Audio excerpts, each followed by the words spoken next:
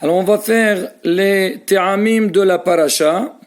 Alors avant de faire l'air de chaque ta'am, on va donner des petites précisions. Il faut savoir, c'est que ici, sur le texte qu'il est face à nous, on a les signes et leur nom. C'est-à-dire dans le Tikkun Sofrim, vous allez voir que le signe, vous n'allez pas voir le nom. Et là, pour nous aider à les apprendre et les connaître, donc on a marqué le nom. Ah maintenant, ce qui est important à savoir, c'est que, c'est-à-dire le signe, par exemple ici on voit le zarqa, on a le signe en haut. C'est pour nous dire que quoi? Que dans la paracha, le Tikkun Sofrim, dans le Humash, le zarqa, vous allez le voir en haut du mot. Par exemple, maqaf, shofar oler, le maqaf, c'est ce qu'on appelle trait d'union. Il se trouve entre deux mots.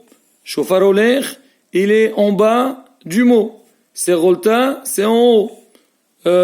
Ma'arich, c'est en bas. Tarha, en bas. Shinigirishin, c'est en haut. Voilà déjà, pour bien repérer, donc, les signes, les ta'amim.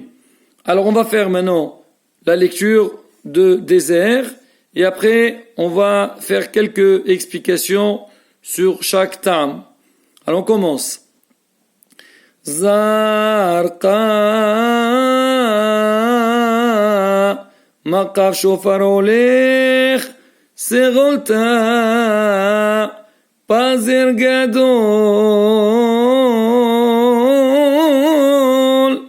gayat al-shah azla ghirish pasek ربيع قد ما شوفر ميوبخ باشتا ترقاد من زقف قطون زقف جدول شلشلت شنغرشين ترطمي درجات فير ماريخ ترخات نح يتيف ماريخ ترخا صوب سوق. Voilà. Maintenant la bataille. Donc on vient de faire les airs et on a bien remarqué qu'il y a des airs qui se répètent. Même l'air est pratiquement le même. Alors on a par exemple, on a le girish, le ravia et shini girishin. Girish, shini girishin, ravia. C'est presque la même chose, mais on dit que le ravia il est un petit peu plus long que le girish et shini girishin. Mais ça va pratiquement dans le même sens. Alors maintenant, on a le azla et le qadma. Ah, c'est quoi la différence? En fait, ça dépend ce qui vient après.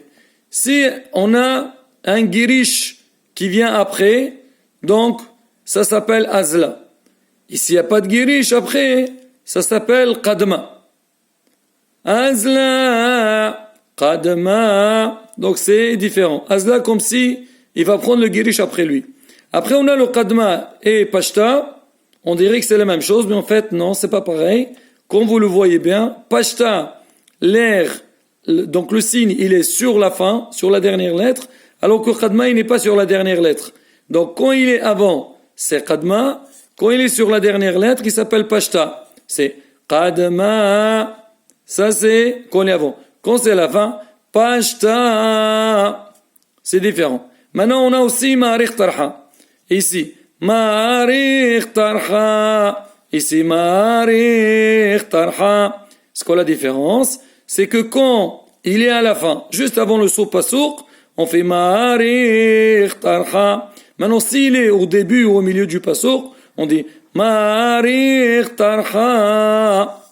Alors encore un détail. On a Gaïa. C'est quoi Gaïa? Gaïa, en fait, c'est pour dire on doit faire le signe. Par exemple, vous allez voir ici le passer. Alors, il est à côté. Mais on dit pas passer, on dit pas comme ça. On dit passer. C'est on a mis la gaïa ici pour me dire quand est-ce que tu dois faire le passer, l'air du passer. So passer aussi, c'est les deux points à la fin. On fait sauf pas sourd. Quand vous avez un mot, il faut savoir où il y a la garia. C'est là que tu fais l'air. En vérité, au niveau de la garia, partout même dans la lecture. Regardez ici au Marir Tarha. On dit Ma'arir Tarha. Donc on fait deux accents. On a sous le même. C'est une garia. Ma'arir Tarha. Donc voilà, la garia, son rôle, c'est pour nous dire où on doit faire l'accent. Alors il y a encore un détail rabotaille. On a regardé le yitif. Vous voyez yitif et shofar méopar, c'est pratiquement le même signe, mais c'est différent. Yitif, c'est quand il est avant le mot. On dit yitif, mais s'il est au milieu, c'est shofar méopar. Donc c'est pas pareil. Et dernier, on a teretamé et tivir. Alors, tivir, c'est tivir, alors que teretamé, c'est la moitié du tivir. Teretamé. Voilà, ça la différence entre les deux. Voilà la bataille en gros. Donc, les signes de la paracha, des teramim et leur placement. Et bien, Hashem, le prochain cours, on va essayer de lire tous ces signes-là dans la paracha même. Voilà. حسقوا بإمسوا